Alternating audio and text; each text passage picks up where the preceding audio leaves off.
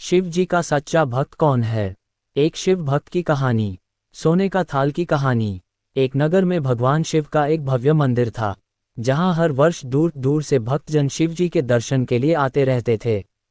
श्रावण का महीना था। दूर दूर से कांवड़िए कांवड़ लेकर भगवान शिव को जलाभिषेक करने आए हुए थे। मंदिर का परिसर भक्तों की भीड़ से भरा हुआ था।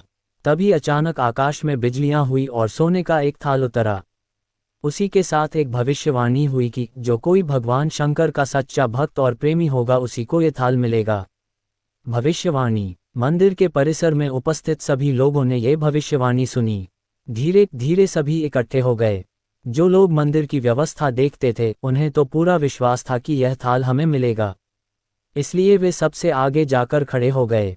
सबसे पहले एक पंडित जी आए और बोले, देखिए, मैं प्रतिदिन महादेव का अभिषेक करता हूँ, अतः मैं ही भोलेनाथ का सबसे निकटवर्ती प्रेमी और भक्त हूँ, इसलिए थाल मुझे मिलना चाहिए। इतना कहकर पंडित जी ने थाल उठाया। जैसे ही पंडित जी ने थाल उठाया, थाल पीतल का हो गया। ये देखकर पंडित जी बड़े लज्जित हुए। उन्होंने थाल यथास्थान पर रखा और वहां से निकल गए। इसी प्रकार वहां उपस्थित सभी पंडितों ने खुद को आजमाया, लेकिन शायद उनमें से कोई भी सच्चा भक्त नहीं था। उन्हें भी थाल यथास्थान पर रखकर चले जाना पड़ा। इसके बाद उस नगर के राजा का आगमन हुआ। राजा साहब आगे आए और बोले, मैंने महादेव के मंदिर में बड़ी भारी दान दक्षिणा दी है, इसलिए ये थाल मुझे मिलना चाहिए। इतना कहकर राजा साहब आगे बढ़े और थाल उठाया। जैसे ही राजा ने थाल उठाया, थाल तांबे का हो गया। ये देखकर महाराज भी लज्जित हुए और थाल यथास्थान रखकर एक तरफ खड़े हो गए। महात्मा और भक्त पधारे। इसके बाद इसी तरह एक से बढ़कर एक दानी महात्मा और भक्त पधारे और थाल उठाया, लेकिन किसी के हाथ में कुछ और किसी के हाथ में कुछ हो गया, लेकिन सोने का नहीं रहा। तब लोगों को पता को चला कि हम में से कोई भी महादेव का सच्चा भक्त नहीं है। उसी समय एक किसान का आगमन हुआ। वो बेचारा महीनों बाद आज चातुर्मास के सोमवार के शुभ अवसर पर शिव जी के दर्शन करने आया था। गरीबी और गृहस्थी के बोझ तले दबा दिन रात खेतों में मेहनत मजदूरी करके अपना और अपने परिवार का गुजारा करता था। अभी रास्ते में आ ही रहा था कि कोई भिखारी मिल गया और कुछ खाने को मांगने लगा। इस किसान को दया आ गई। अपने खाने के लिए जो खाना लाया था वो उसने उस भिखारी को दे दिया। थाल के बारे में इसने भी सुना था, लेकिन इसने उस ओर कोई ध्यान ही नहीं दिया। सीधा मंदिर में गया और महादेव का पूजन करके बाहर आ गया। परिक्रमा करके जाने को हुआ, तभी पीछे से एक व्यक्ति बोला, भाई, तुम भी थाल को उठाकर देख लो, हो सकता है तुम ही वह सच्चे भक्त हो जिसके लिए ये थाल आया है। किसान को लगा वह व्यक्ति उसका मजाक बना रहा है। किसान ने हंसते हुए कहा, भाई, मैं तो कभी कोई पूजा पाठ भी नहीं करता, महीनों ने एक आध बार मंदिर आ पाता हूँ, मैं कायका का सच्चा भक्त। वह अजनबी बोला, भाई, हम तो देख चुके हैं, हमारी भक्ति तो 2 कौड़ी की भी नहीं है। अब तुम भी अपना हाथ लगाकर देख लो, सोने का थाल मिले न मिले, किंतु पता चल जाएगा कि तुम्हारी भक्ति में कितनी सच्चाई है। लोगों के बहुत आग्रह करने पर आखिर उस भोलभाले किसान ने जाकर थाल उठा ही लिया। जैसे ही उसने थाल उठाया, लोगों के आश्चर्य का ठिकाना नहीं रहा। सोने का थाल रोशनी से चमचमाने लगा। ये देख सब लोगों में खुशियों की लहर दौड़ गई। सभी लोग उसके जयकारे लगाने लगे और पूछने लगे कि भाई, तुम ही सच्चे भक्त हो, अब हमें भी बता दो कि कैसी भक्ति करते हो जिससे महादेव तुमसे इतने प्रसन्न है। किसान बोला, भाई, मैं कोई भक्ति नहीं करता, मैं केवल दिन भर खेतों में काम करता हूँ और थोड़ा समय निकालकर जरूरतमंद लोगों की मदद करता हूँ। इसके अलावा मैं कोई विशेष कार्य नहीं करता। लोग पूछने लगे, तुम लोगों की मदद क्यों करते हो? हंसते हुए किसान बोला, सुकून। दूसरों के चेहरे पर मुस्कान देखकर मुझे जो आनंद और खुशी होती है उसे मैं शब्दों में बयां नहीं कर सकता। शायद यही कारण है कि महादेव मुझसे खुश है। इसलिए हमेशा याद रखे, सत्कर्म का आरंभ भी आनंद से होता है और अंत भी आनंददायक होता है। दुष्कर्म का आरंभ भी दुख से होता है और अंत भी दुखदायक होता है। आप सैकड़ों मील की यात्रा करके भी दूसरों का दिल दुखाते हैं तो आपकी वह तपस्या, साधना और महादेव का दर्शन धूल के बराबर है। रावण, नंदी या भगवान विष्णु, किसे माना जाता है महादेव का सबसे प्रिय भक्त? शिव के परम भक्तों के बारे में अलग अलग बातें प्रचलित हैं।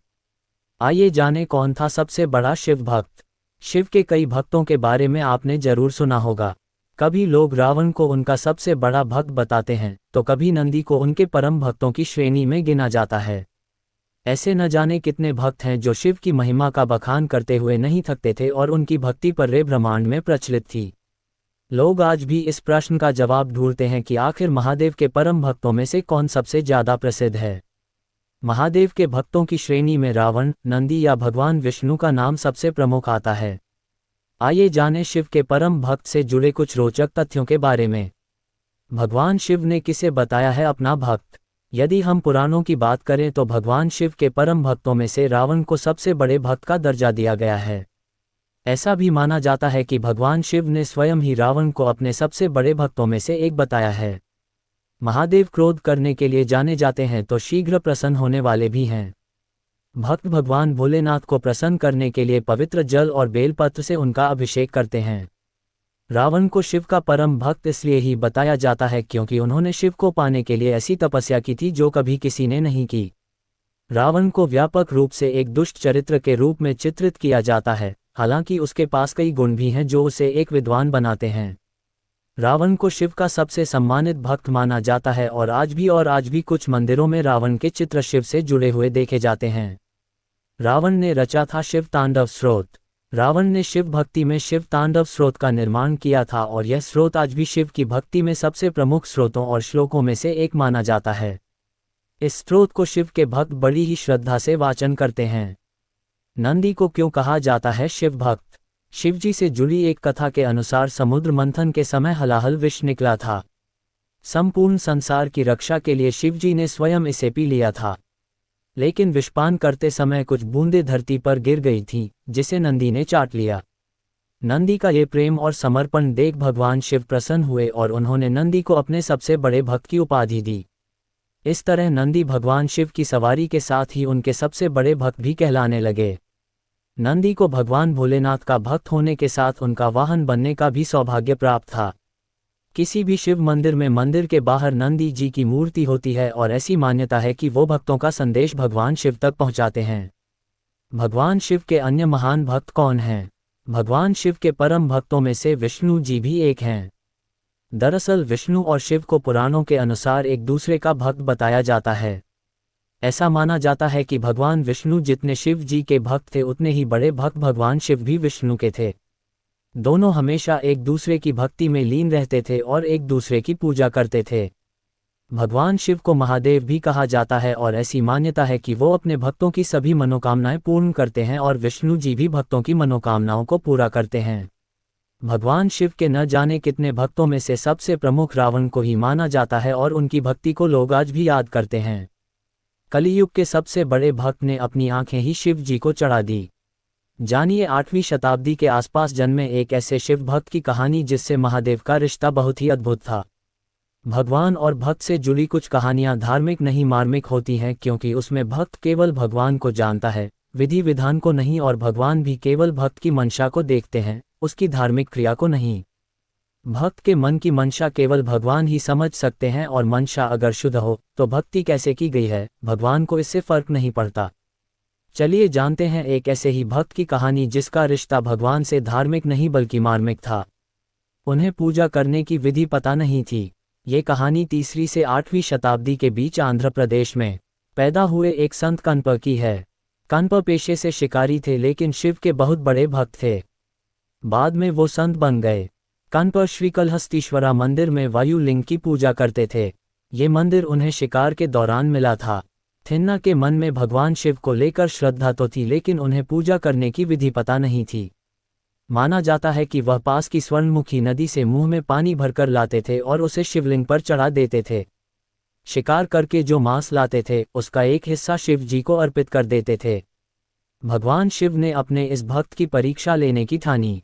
एक दिन भगवान शिव ने अपने इस भक्त की परीक्षा लेने की ठानी। मंदिर में अचानक से भूकंप का झटका और ऐसा लगा जैसे कि छत गिर जाएगी। मंदिर में मौजूद बाकी लोग अपनी जान बचाकर भाग निकले लेकिन ने शिवलिंग को बचाने के लिए अपने शरीर से उसे पूरी तरह ढांक लिया। शिवलिंग पर 3 आंखें बनी हुई थीं। कण्प ने देखा कि शिवलिंग पर बनी एक आंख से रक्त और आंसू एक साथ निकल रहे थे।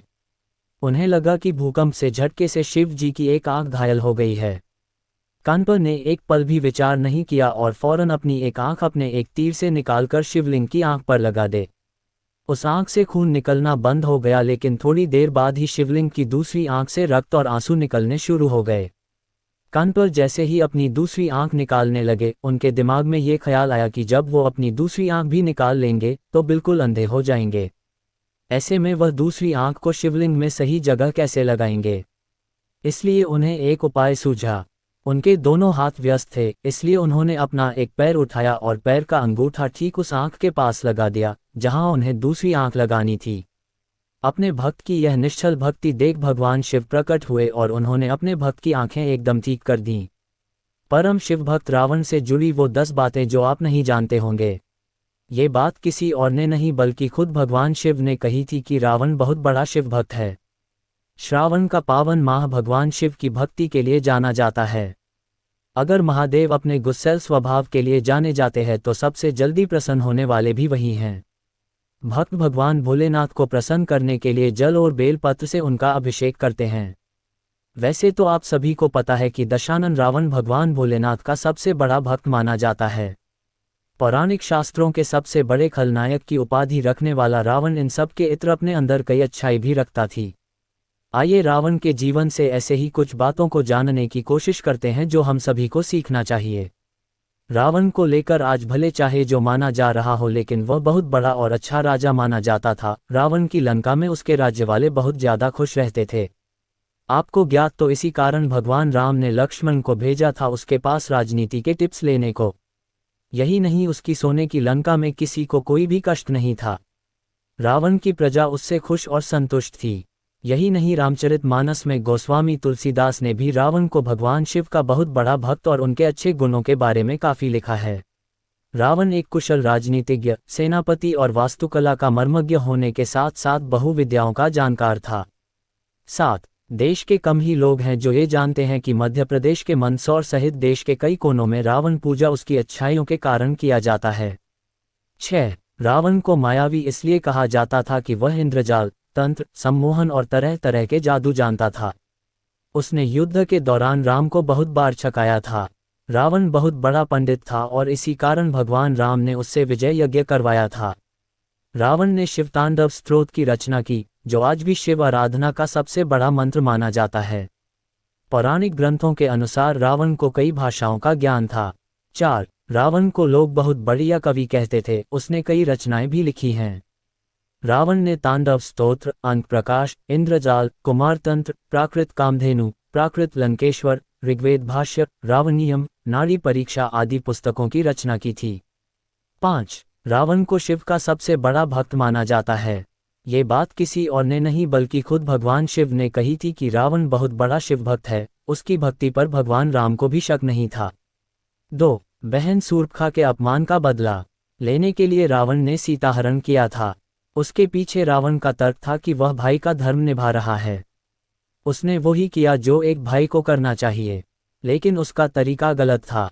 3. रावण ने सीता का अपहरण जरूर किया था, लेकिन उसने कभी भी अपने पौरुष का गलत फायदा नहीं उठाया। उन्होंने 2 साल तक सीता को बंदी बनाए रखा, लेकिन कभी भी सीता को हाथ नहीं लगाया। रावण ने सीता के सामने उन्हें पत्नी बनाने के लिए हमेशा याचना ही की।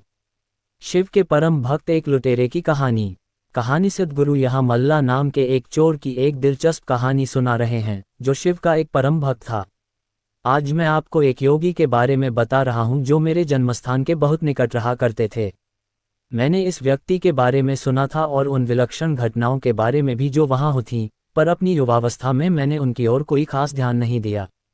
वे बातें सुनकर मुझे थोड़ा रोमांच होता था, पर उस समय उन सबको मैंने कोई महत्व नहीं दिया। एक लुटेरे की शिव भक्ति। मैसूर से लगभग 16 किलोमीटर दूर नंजनगुड के नाम से प्रसिद्ध जगह की बाहरी सीमा पर एक शिव भक्त रहता था। उसका नाम मल्ला था। वह किसी धार्मिक परंपरा से नहीं जुड़ा था और पूजा, ध्यान के नियम नहीं जानता था, लेकिन बचपन से ही आंखें बंद करने पर उसे सिर्फ शिव दिखते थे। शायद उनके लिए भक्त एक ठीक शब्द नहीं है। उनके जैसे लाखों लोग हैं जो एक तरह से शिव के बंदी हैं, उनके पास कोई और चारा ही नहीं है। शायद मैं भी उनके जाल में फंस गया। हम उनकी खोज नहीं कर रहे थे, हम ऐसे घमंडी थे कि कोई खोज कर ही नहीं सकते थे, लेकिन उनके फंदे में फंस गए थे। शिव एक शिकारी थे। वे न सिर्फ जानवरों को फांसते थे बल्कि मनुष्यों पर भी फंदा डालते थे। मल्ला भी ऐसे ही थे। मल्ला को शिव के सिवा और कुछ भी नहीं पता था और वे जंगल में बड़े हुए और उन्होंने कोई खास कारोबार या किसी कला को नहीं सीखा था। किसी को रोक लेना और उससे ज़रूरत की सभी चीज़ें छीन लेना उन्हें गलत नहीं लगता था, तो वे यही करते थे और एक लुटेरे के रूप में प्रसिद्ध हो गए। फिर दो योगी जो भाई थे वहां आए और उन्होंने इस आदमी को देखा जो एक लुटेरा था और साथ ही महान शिव भक्त भी। वे उनसे बोले, आपकी भक्ति महान है, लेकिन आप जो कर रहे हैं उससे लोगों को तकलीफ होती है। मल्ला की महासमाधि। जंगल के उस मार्ग पर जहां से लोग आते जाते थे वे एक नियमित लुटेरे बन गए। वह स्थान जहां वे लूटमार करते थे कल्लनमुलई के नाम से जाना जाने लगा, जिसका अर्थ है चोर का अड्डा। पहले तो लोगों ने उन्हें बुरा भला कहा, लेकिन जब साल का अंत आया तो लूटा हुआ सारा धन उसने महाशिवरात्रि का उत्सव मनाने पर खर्च कर दिया। उसने लोगों के लिए एक बहुत बड़ा भोजन समारोह भी रखा। तो कुछ सालों बाद लोगों ने उन्हें एक महान भक्त मान लिया और अपने आप में उन्हें दान देने लगे। हाँ, जो लोग कुछ न देते उनसे लूटमार करने में उन्हें कुछ गलत नहीं लगता था। फिर दो योगी जो भाई थे वहां आए और उन्होंने इस आदमी को देखा जो एक लुटेरा था और साथ ही महान शिव भक्त भी। वे उनसे बोले, आपकी भक्ति महान है, लेकिन आप जो कर रहे हैं उससे लोगों को तकलीफ होती है। उन्होंने जवाब दिया, मैं ये सब शिव के लिए कर रहा हूँ, तो इसमें समस्या क्या है। तब उन योगियों ने मल्ला को ठीक से समझाया, उन्हें अलग बैठाया और उन्हें कुछ व्यवस्था की बातें सिखाईं। उन्होंने उस जगह का नाम कल्लनमुलई से बदलकर मल्लनमुलई रख दिया। आज भी वह जगह मल्लनमुलई के नाम से जानी जाती है। वहां उन्होंने महाशिवरात्रि का जो उत्सव शुरू किया वह अब उस स्थान की एक बड़ी परंपरा बन गया है। योगियों के साथ बैठने और लूटमार छोड़ देने के 1.5 साल के अंदर ही मल्ला को महासमाधि प्राप्त हो गई। इस तरह से उन्हें मुक्त कराने के बाद उन योगियों ने उसी दिन वहीं बैठकर अपने शरीर भी छोड़ दिए। अब वहां इन लोगों के लिए एक सुंदर धार्मिक स्थान बन गया है। काबिनी नदी के तट पर उस स्थान का नाम अभी भी मल्लनमुलई ही है।